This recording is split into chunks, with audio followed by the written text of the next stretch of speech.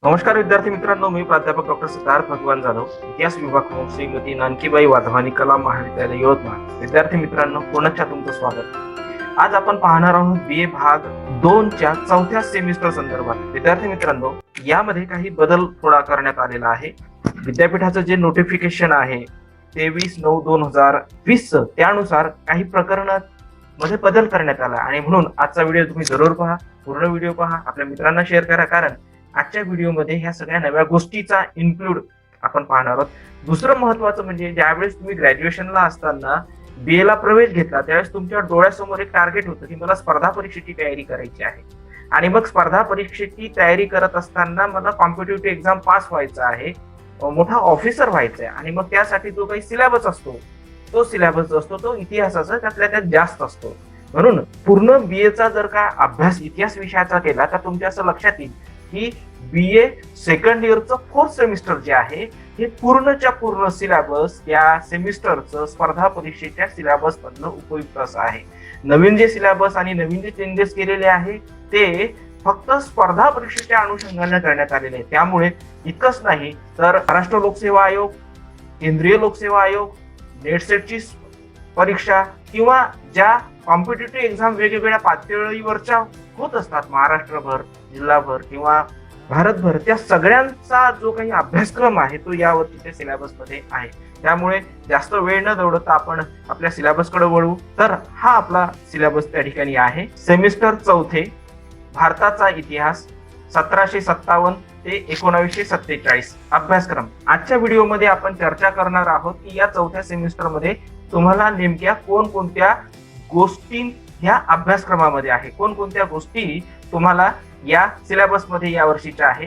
वेळ फार कमी आहे आपल्याकडे. पहिलं युनिट आहे युरोपियन सत्तेचं आगमन, पोर्तुगीज, फ्रेंच आणि ब्रिटिश.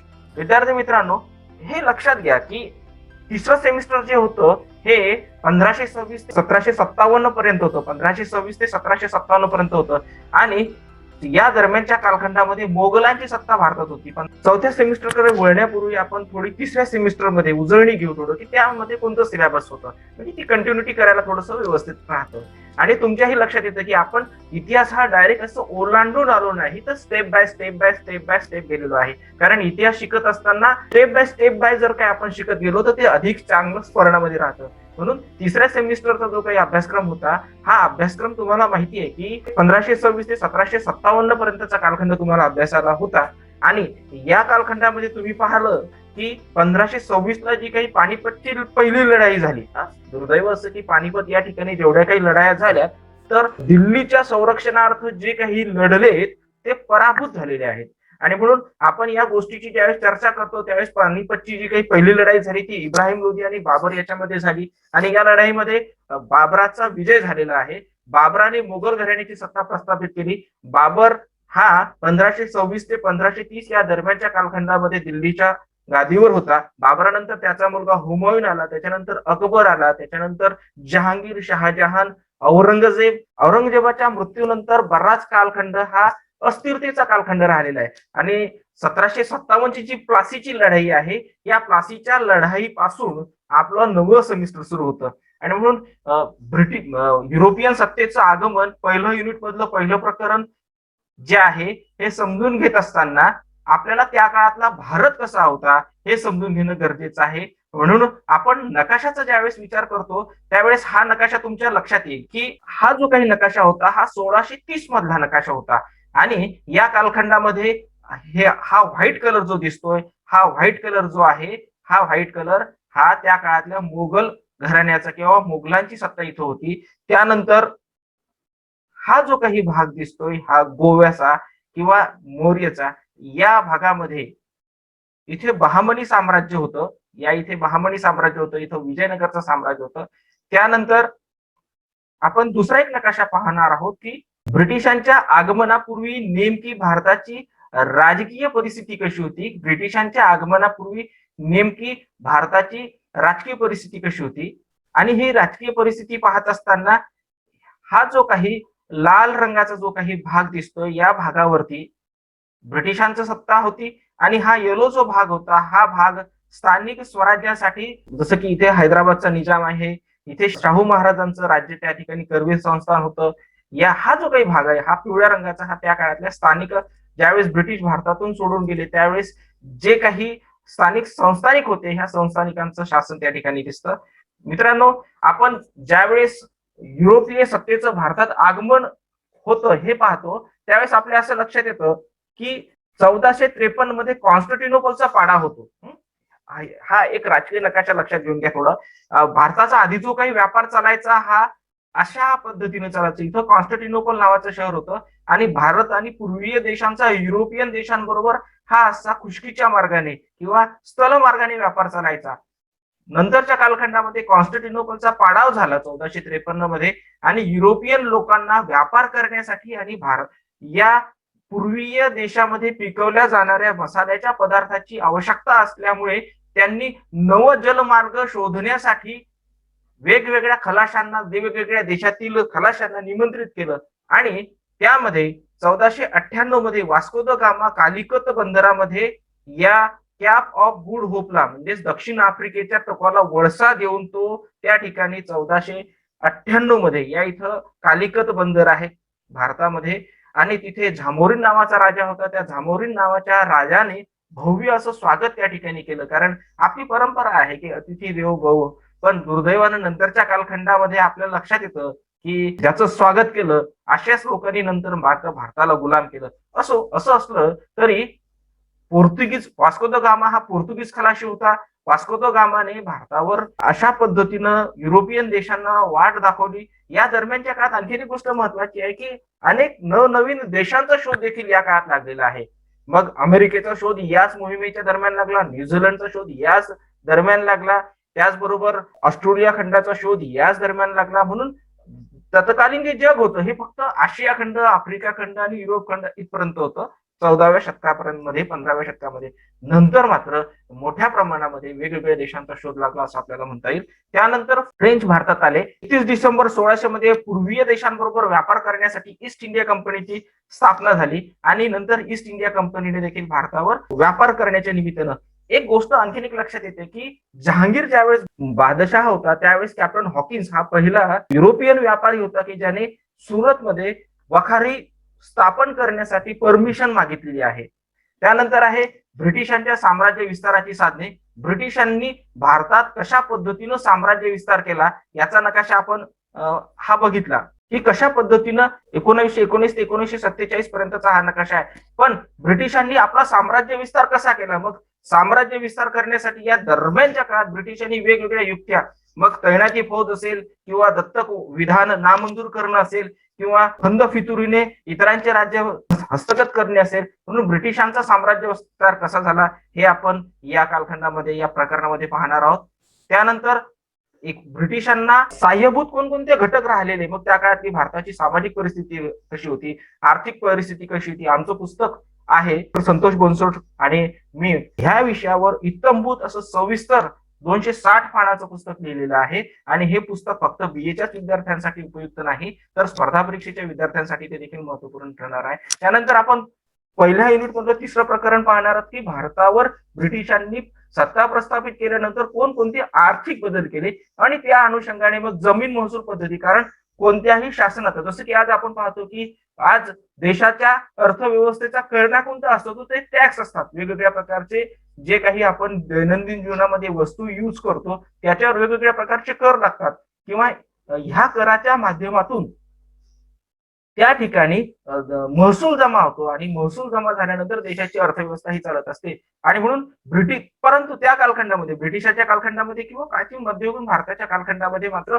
असे कर नव्हते, पण देशात सारा मोठ्या प्रमाणात वसूल केल्या जात असे शेतकऱ्यांकडून. आजच्या तारखेत जर का आपण पाहिलं तर कोणत्याही प्रकारे शेतीवर कर बसवल्या जात नाही. शेतीतून उत्पन्न जे निर्माण होते, शेती कसताना जे काही शेतकऱ्याला त्याच्या बदल्यात कोणता मोबदला, कारण त्या काळात अशी मान्यता होती की जमीन ही राजाची आहे आणि जमीन कसण्यासाठी कुळांना किंवा शेतकऱ्यांना किंवा त्या काळातल्या लोकांना दिलेली आहे. म्हणून जमीन महसूल पद्धती, याच्यामध्ये जमीनदारी पद्धती, रयतवारी पद्धती आणि महालवारी पद्धती अशा 3 पद्धत्यांचा आपण अभ्यास करणार आहोत. ब्रिटिशांनी ही जी व्यवस्था त्या काळात त्या त्या भागात लावली, त्याचे दूरगामी परिणाम नव्हे आतापर्यंत भारताचं सामाजिक, सांस्कृतिक, आर्थिक जीवन बदललेलं आपल्याला दिसून येते. फॉर एक्झाम्पल, जर का जमीनदारी पद्धतीचा जर का आपण विचार केला तर आपल्या असं लक्षात येतं की जमीनदारी पद्धती बंगाल, बिहार, ओरिसा या प्रांतामध्ये होती आणि बंगाल, बिहार, ओरिसा या ठिकाणी मोठ्या प्रमाणामध्ये जमीनदार आज देखील दिसून येतात. तुम्ही तो एक सिनेमा बघितला असेल, पारो पारो, शाहरुख खान, माधुरी दीक्षित आणि ऐश्वर्या रॉय यांचा, सिनेमाचं नाव होतं देवदास. येस, देवदास. हा, तर या देवदास सिनेमामध्ये जमीनदारी पद्धतीतून कशा पद्धती काही लोकांच्या श्रीमंत्या वाढल्यात आणि काही लोकांची सामाजिक आर्थिक परिस्थिती कोणत्याही प्रकारची बदललेली नाही. म्हणून हे देखील एक महत्वाचा घटक जमीनदारी पद्धतीतून आपल्याला दिसतो. दुसरी गोष्ट अशी की रयतवारी पद्धतीमुळे प्रत्यक्ष नागरिक आणि सामान्य जनता यांचा संबंध येतोय आणि त्याच्यामुळे ब्रिटिशांच्या वास्तविकता, ब्रिटिशांनी ज्या काही इथं सोयी सुविधा निर्माण केल्या, मग शिक्षणाच्या संदर्भात असतील, दळणवळणाच्या संदर्भात असतील, आरोग्याच्या संदर्भात असतील, व्यापाराच्या संदर्भात असतील, त्यांनी भारताचं शोषण करण्यासाठीच ह्या केल्या. पण कळत न कळत त्यांनी भारतामध्ये प्रबोधनाला सुरुवात केली. कळत न कळत त्यांनी आधुनिक जगाबरोबर मध्ययुगीन भारताला जोडण्याचा प्रयत्न केला. रयतवारी पद्धती जसं की आपल्या वऱ्हाडमध्ये आली किंवा रयतवारी पद्धती जिथं निर्माण झाली तिथं ब्रिटिशांचं शासन आलं आणि त्या शासनातून नवनवीन बदल त्या ठिकाणी झाले. त्यामुळे शिक्षण हे, शिक्षणाची कवाड जी होती ही विशिष्ट समूहापुरती जी काही बंदिस्त होती ती या व्यवस्थेमुळे बदलाला सुरुवात झालेली असं आपल्याला दिसून येते आणि शिक्षण हे सगळ्या लोकांसाठी खुलं झालं. महालवारी पद्धती हे आपण पाहणार आहोत. त्यानंतर व्यापारवाद पाहणार. ब्रिटिशांनी व्यापारवादाला, वाणिज्यिक वादाला सुरुवात केलं, कारण ब्रिटिशांचा मूलभूत हेतूच हा व्यापारी लोक ते होते. आणि आपल्याकडे जलपर्यटन बंदी होती. परंपरेने आपल्याला जलपर्यटन जर केलं तर धर्म होतो किंवा धर्म वाटतो अशी कन्सेप्ट होती. परंतु गरज ही शोधाची जननी असते. त्या देशामध्ये उत्पादन होत नाही म्हणून ते लोक घराबाहेर पडले आणि जो व्यक्ती घर सोडतो तो प्रगती करतो, जो स्थानिक भाग सोडतो तो विकास करतो. म्हणून आजचा जर काय आपण विचार केला तर आपल्याला असं लक्षात येतं की ब्रिटिशांनी व्यापारवादाच्या दृष्टिकोनातून भारतीय शेतीकडे, भारतीय समाजाकडे, भारतीय जनमानसाकडे पाहिलेलं आहे. त्याचे चांगले परिणाम म्हटल्यापेक्षा वाईट परिणाम भारतीय अर्थव्यवस्थेवर एकंदरीत झालेले दिसून येतात. कारण भारतीयांच्या स्थानिक लोकांचा व्यवसाय त्या ठिकाणी नष्ट झालेला आपल्याला दिसून येतं. भारताची जी काही मलमल होती ही किंवा भारताचं जे रेशम होतं हे युरोप पर्यंत प्रसिद्ध होतं. ब्रिटिशांना भारतीय रेशम वापरू नये म्हणून त्या देशांमध्ये कायदे करावे लागलेले आपल्याला दिसून येतात. एका छोट्याशा माचीसच्या डब्बीमध्ये इतकी मोठी साडी जी असते ती त्यात घडी करून ठेवता येत असे. इतकं सुंदर कसं भारतीय लोकांकडे होतं. इतकंच नाही तर एका अंगठीमधून पूर्णच्या पूर्ण साडी ही काढता येऊ शकेल एवढं तलम वस्त्र करण्याचं कसं भारतीयांकडे होतं. पण ब्रिटिशांनी ज्यावेळेस भारतात प्रवेश केला त्यांनी या स्थानिक कलाकारांचे जे बुनकर होते यांचे बोट कापलेले आहेत आपल्याला दिसून येतात. आणि अशा प्रकारे हे फार आपण याचं सविस्तर वर्णन आपल्या पुढच्या येणाऱ्या तासामध्ये व्हिडिओमध्ये करणार आहोत. त्यानंतर भारतीय उद्योगधंद्यांचा नाश ब्रिटिशांनी कसा केला, नंतरचा महत्वाचा भाग आपण नंतरच्या युनिटमध्ये पाहणार आहे. ते म्हणजे भारताचा दुसऱ्या प्रकरणातील पहिला मुद्दा 1857चा उठाव. स्पर्धा परीक्षेसाठी देखील महत्वाचा आहे. बालभारतीमध्ये काम करत असताना या सगळ्या गोष्टींचा अभ्यास आम्ही केलेला आहे. आणि 11वीचं जे काही पुस्तक तुमचं लिहिलं गेलं, 11वीचं जे काही तुमचं पुस्तक लिहिलं गेलं त्या ठिकाणी वेगवेगळ्या, माझं जे पुस्तक आहे त्यामध्ये देखील ह्या गोष्टी मांडल्या की 1857चा उठाव. मग 1857च्या उठावाला उठाव म्हणायचं का 1857ची क्रांती म्हणायचं का भारताच्या स्वातंत्र्याचा पहिलं समर म्हणायचं. आणि वास्तविक पाहता त्या निमित्तानं सगळे भारतीय एकत्र आलेत आणि त्यांनी ब्रिटिशांच्या विरुद्ध बंड पुकारलेला आपल्याला दिसून येतं. पण दुर्दैवानं आपल्याला त्यात यश लाभलं नाही. पण असं असलं तरी 1857 परीक्षेच्या दृष्टिकोनातून, दीर्घोत्तरी प्रश्नांच्या दृष्टिकोनातून 1857च्या उठावाची कारणे व त्याचे परिणाम आपण अभ्यासणार आहोत. त्यानंतर राणीचा जाहीरनामा प्रसिद्ध झालेला अहलाबाद या ठिकाणून 1858 मध्ये. त्यामध्ये असं म्हटलं गेलं होतं की खुल खुदा का, मूल बादशाह का आणि अंमल कंपनी सरकार का किंवा अंमल राणी का, अशा पद्धतीनं भारतीय लोक एक तर भावनिक होते. भारतीय लोकांना शब्दांचे हार तुरे दिले की भारतीय लोक कदाचित फसले असावेत आणि म्हणून त्यांनी काय म्हटलं, खुल खुदा का, म्हणजे ही जी काही जमीन आहे ही खुदाची आहे. मुल्क जो आहे तो माझा नाहीये. वास्तविक पाहता ब्रिटिशांनी मोगल बादशाहकडून 1857च्या बहादूर शाह जफराला कैदेत टाकलं आणि तो बंड चिरडून टाकला. म्हणून खुदा का मुल्क बादशाह का, हा जो काही देश आहे हा आमचा नाहीच आहे. हा देश हा बादशहाचा आहे. फक्त अंमल कोणाचा आहे, तर अंमल राणी का किंवा अंमल कंपनी सरकारचा, याचं सविस्तर वर्णन आपण बघणार आहोत. त्यानंतर नंतरचं प्रकरण आपण पाहणार आहोत की सामाजिक व धार्मिक चळवळी ब्रिटिशांच्या सानिध्यात राहिल्यामुळे भारतीय समाजातले काही दोष जे होते ते निदर्शनास आले आणि आत्मचिंतन करायला सुरुवात केली आणि मग त्यातून जे काही ABCD हा जो काही वर्ग प्रवाह होता यामधल्या ज्या भिंती होत्या हळूहळू तुटायला लागलेल्या आहेत. मग यामध्ये ब्राह्मण समाजाचं कार्य, आर्य समाजाचं कार्य, रामकृष्ण मिशनचं कार्य, सत्यशोधक समाजाचं कार्य, ह्याचा देखील सविस्तर आपण अभ्यास करणार आहोत.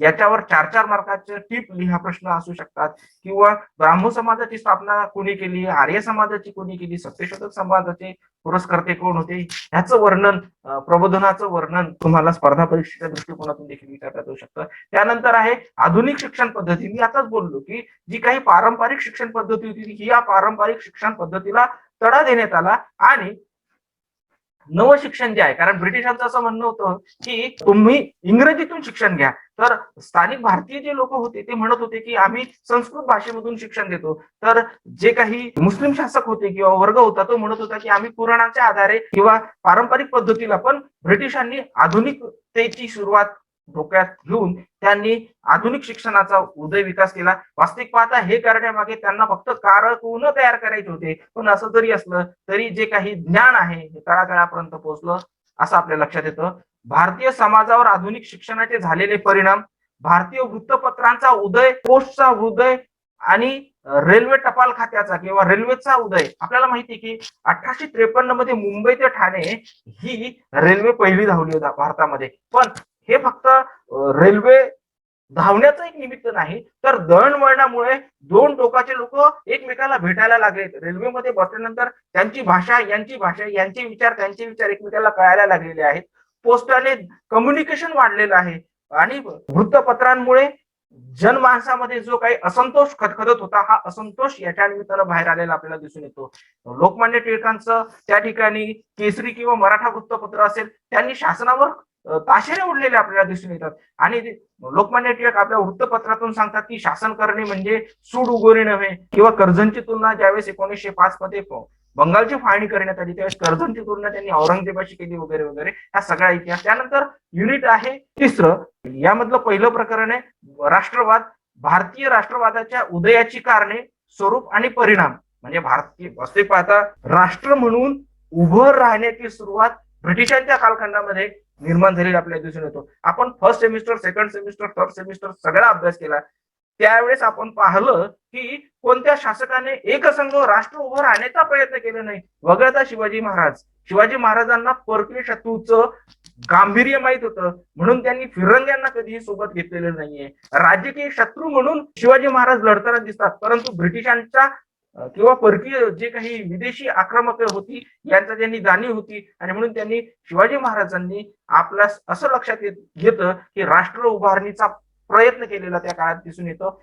एक राष्ट्र म्हणून राष्ट्रीय चळवळ उभं राहते आणि एक देश एकसंघ आहोत आपण असं लक्षात येतं. त्यानंतर आहे मवाळवाद्यांची भूमिका. स्वातंत्र्यता आंदोलनामध्ये दोन तीन प्रवाह तसे होते, एक जहालवादी प्रवाह, मवाळवादी प्रवाह, क्रांतिकारी प्रवाह.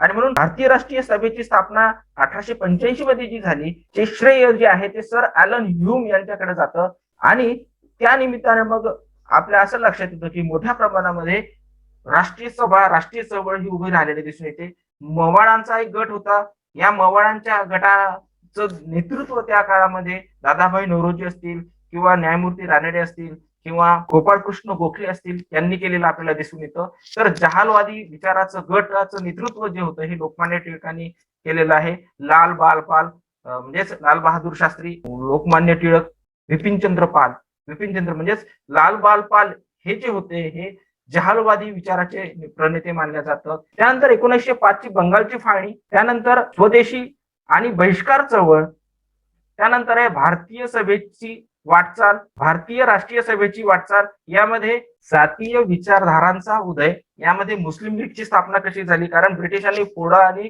झोडा या पद्धतीनं राज्यकारभार केलेला आपल्याला दिसून येते. आणि मग त्या अनुषंगाने ब्रिटिशांनी काय केलं, की हिंदूंना वेगळी वागणूक, मुस्लिमांना वेगळी वागणूक, आणि यातून देश जर का स्वतंत्र झाला भविष्यामध्ये तर हिंदूंच्या ताब्यात सत्ता जाईल, आणि मुस्लिमांना सांगितलं की तुम्ही इतक्या वर्ष देशावर राज्य केलं म्हणून तुमच्या ताब्यात देश आला पाहिजे, म्हणून याच्यातूनच मुस्लिम लीगची स्थापना होते. त्यानंतर होम रूल चळवळ जी आहे ही देखील आपण पाहणार आहोत. होम रूल चळवळ जी आहे, डॉक्टर अॅनी बेझंट यांनी ही चळवळ सुरू केली होती. लोकांनी टिळकांनी देखील नंतर त्याला सहकार्य केले दिसून येतं.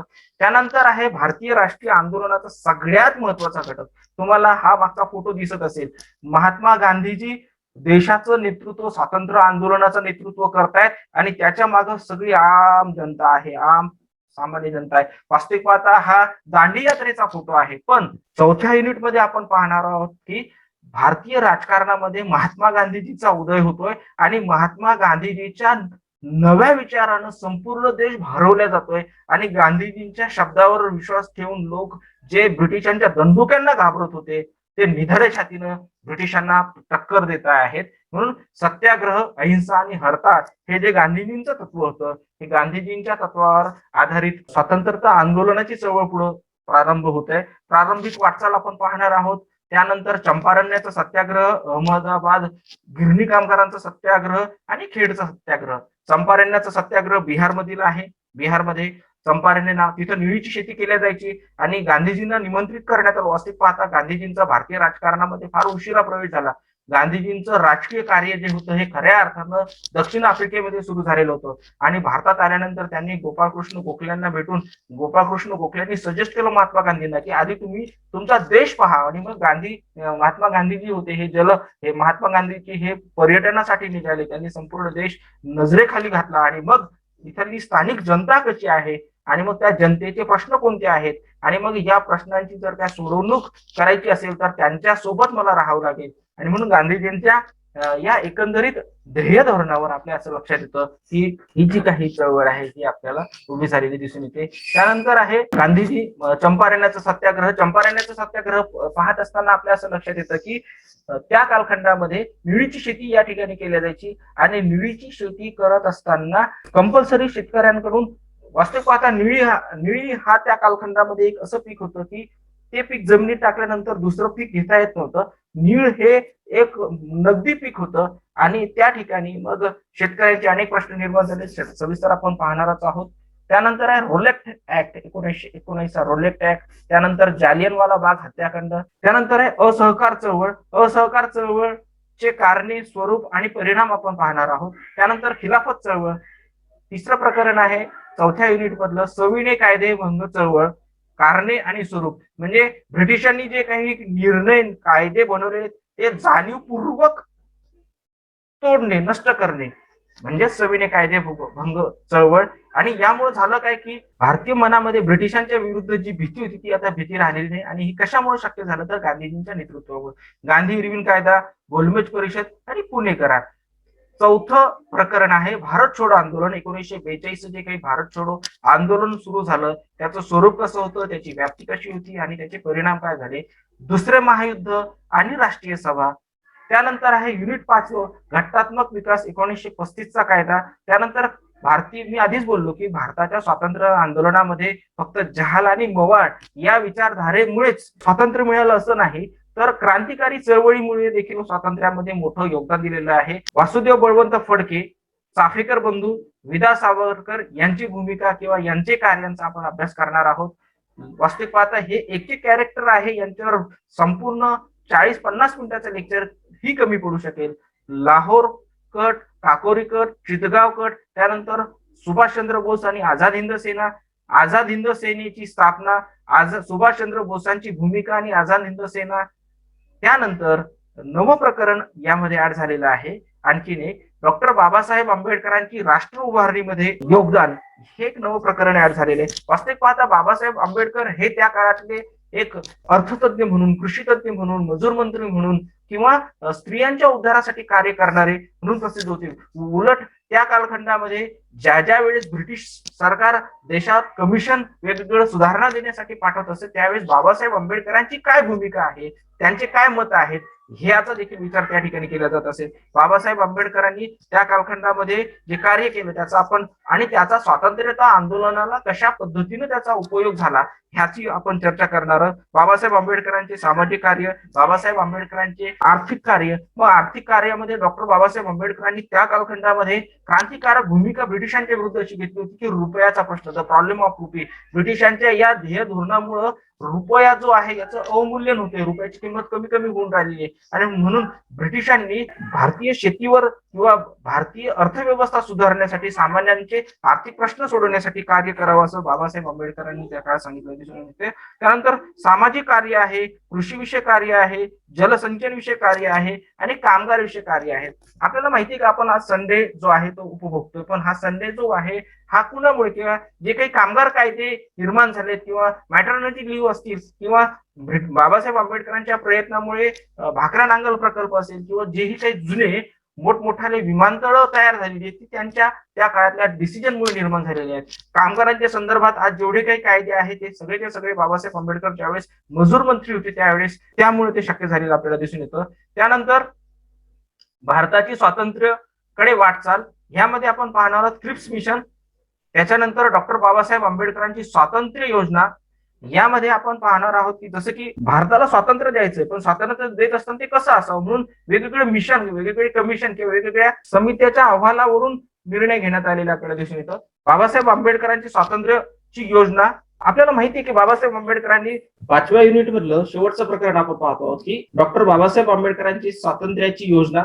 डॉक्टर बाबासाहेब आंबेडकरांनी देखील स्वातंत्र्योत्तर भारत कसा असेल किंवा भारताला स्वातंत्र्य कसं द्यावं या अनुषंगाने विचार त्या काळात मांडलेले 1945 मध्ये आपल्याला दिसतात. आपल्याला माहिती बाबासाहेब आंबेडकरांनी पाकिस्तान अथवा भारताचे विभाजन नावाचे पुस्तक 1945 मध्ये प्रसिद्ध केलं होतं आणि त्या अनुषंगाने बाबासाहेब आंबेडकरांचे स्वतंत्र भारताच्या निर्मिती संदर्भातले विचार होतात आणि ब्रिटिश सरकारने त्या धोरणाचा देखील त्यांचा देखील विचार आणि स्वीकार केलेला आपल्याला स्वातंत्र्यामध्ये दिसून येतो. त्यानंतर कॅबिनेट मिशन, माउंट बॅटन योजना आणि भारत स्वातंत्र्य कायदा 1947 अशा प्रकारे एकंदरीत आपला हा सिलेबस आहे आणि हा संपूर्ण सिलेबस स्पर्धा परीक्षेसाठी उपयुक्त आहे. मित्रांनो, ह्या सगळ्या व्हिडिओचा ह्या जे काही सिलेबस आहे या सिलेबसची मी डिस्क्रिप्शन मध्ये लिंक देईल जेणेकरून तुम्हाला हा सिलेबस तुम्हाला याची प्रिंटआउट काढता येईल. विद्यार्थी मित्रांनो, ही आम्ही लिहिलेली काही पुस्तकं आदरणीय डॉक्टर संतोष बनसोड सर आणि मी प्राध्यापक डॉक्टर सिद्धार्थ जाधव यांनी ही पुस्तकं आपल्यासाठी लिहिलेली आहेत.